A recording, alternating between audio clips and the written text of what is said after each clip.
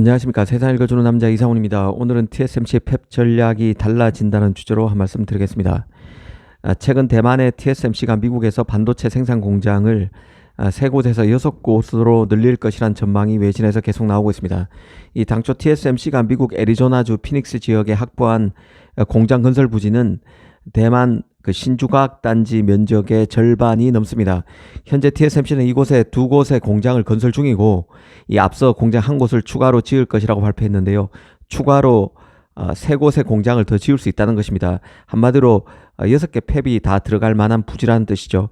아시다시피 최근 대만에 지진이 있었습니다. 또 중국과의 전쟁 위험이 있는 곳이 대만입니다.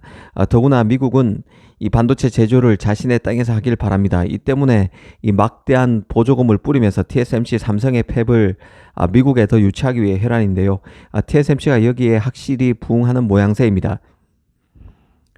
물론 TSMC는 미국에서 팹을 확장하더라도 M-1의 원칙을 따를 것이라고 대만 매체 디지타임스를 통해서 흘린 적이 있는데요. M-1의 뜻은 미국에서 첨단 칩을 만들더라도 항상 최첨단 칩은 대만에 있을 것이라는 뜻입니다.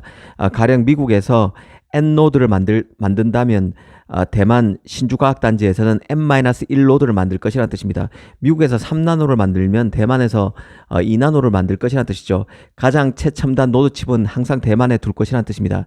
미국에 있는 TSMC 팹은 대만에 있는 팹보다 항상 한 세대, 적어도 한 세대는 뒤처질 것이라고 분명히 한 것인데요.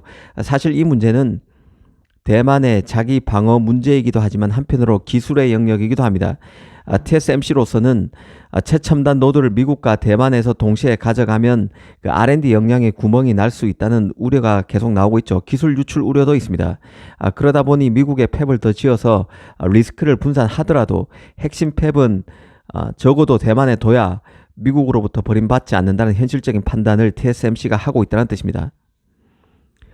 사실 대만 입장에서 보면 전쟁이 나면 중국보다 미국이 더 무서운데요. 미국은 그간 00년이 중국이 대만을 침공하게 되면 망설임 없이 TSMC 공장을 미국이 먼저 폭파할 것이라고 말해왔습니다. 실제로 그럴지 안 그럴지는 모르겠지만 항상 그런 얘기를 해왔다는 뜻이죠.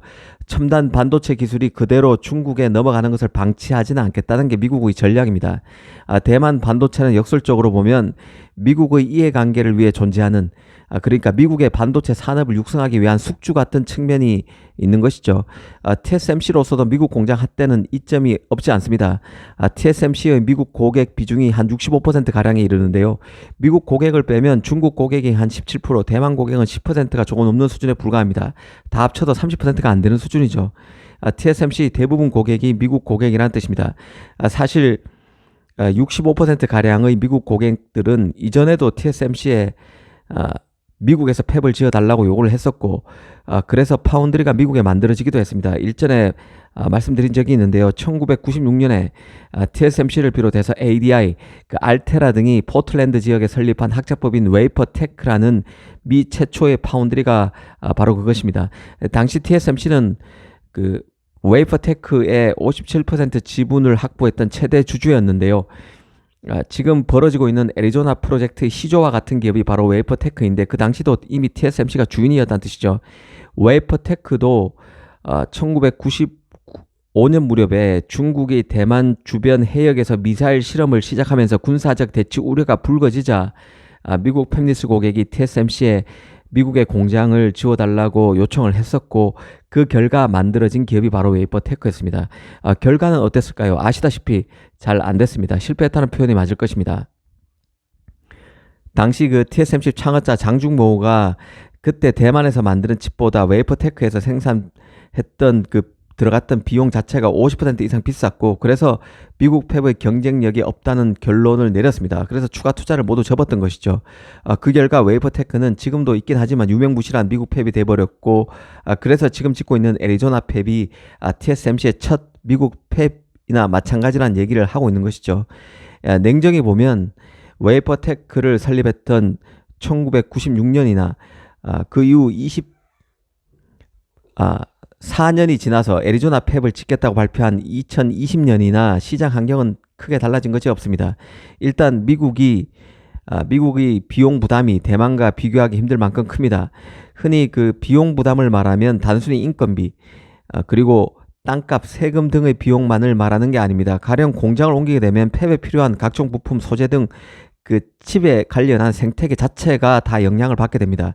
예를 들어 TSMC가 미국에 팹을 지었을 때 초기에 특정 화학 물질에 대한 현지 공급 업체를 찾을 수가 없었습니다. 그래서 관련 소재를 대만에서 미국으로 가져왔어야만 했는데요. 당시에 뒤늦게 TSMC는 강한 산과 강한 알칼리가 비행기로 실을 수 없다는 것을 깨달았고 바다로 이 소재를 들여와서 시간을 까먹는 문제를 겪었다고 합니다. 이런 유사한 문제가 발생할 수 있다는 것이죠.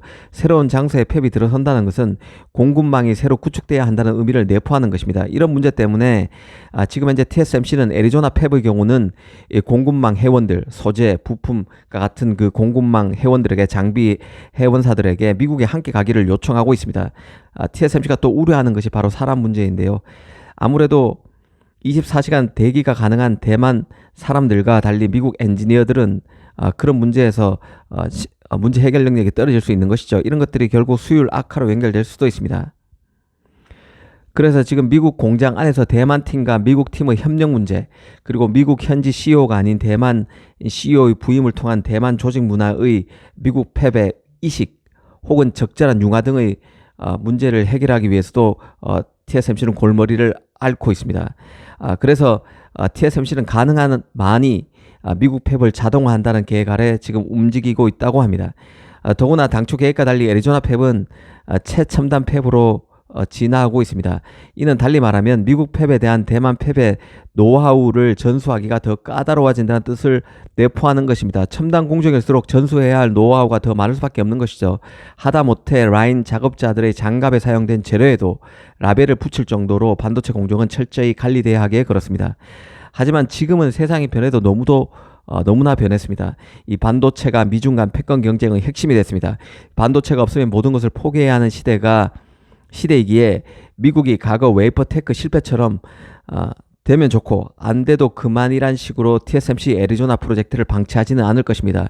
더 깊게 들어가면 미국의 반도체 정책은 명분은 탈중국, 탈아시아지만 한꺼풀 벗겨보면 아시아로 넘어간 기술을 다시 해소하는 것입니다. 이 보조금으로 외교적으로 압박해서 미국의 공장을 짓게 하는 데는 이런 이유가 있을 것입니다.